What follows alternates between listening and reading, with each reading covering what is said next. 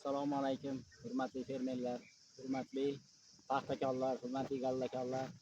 Mana bugun bitta dehqon fermerimizni paxta maydonlarida turibmiz hozir. Paxtasi juda ham go'zal holatda chiqibdi. Juda ham chiroyli holatda tekis chiqqan. Bunga tavsiya birinchi o'rinda qiladigan ishingiz, men yaqinroq kelavering-ku. Birinchi o'rinda qilinadigan ish hozir bunga tezlikman.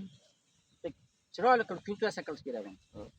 1-2 kun muddat ichida chiroyli qilib sekin yurib, iloji bo'lsa diskalik kultivatsiyalar bo'ladi. Ha?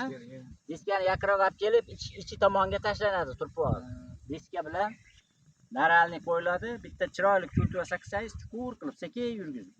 Ancha-muncha o'tlarni olib ketadi.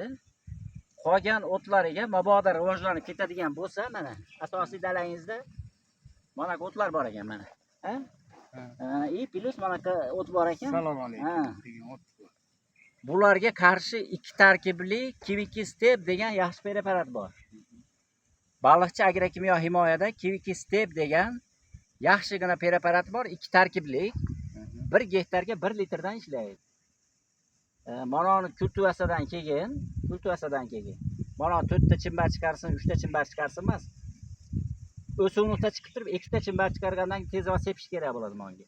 Sababi bunga tezroq sepib o'ldirib olmasangiz mana yoshligida. Ertaga rivojlanib ketgandan keyin qiyinchilik bo'ladi o'tni yo'qotish. Oddiy narsa bu. O'tni yo'qotganingizdan keyin bargidan bitta suspenza berasiz. 7-8 kunda nimalarni mana hilolni misol uchun 12 kunda oladi mana. 12 kunda yo'qotadi buni. 2 tarkibli deyapman. Boshqa 2 pallalilarga 2 pallali deyarli yo'q ekan sizda. Past ko'proq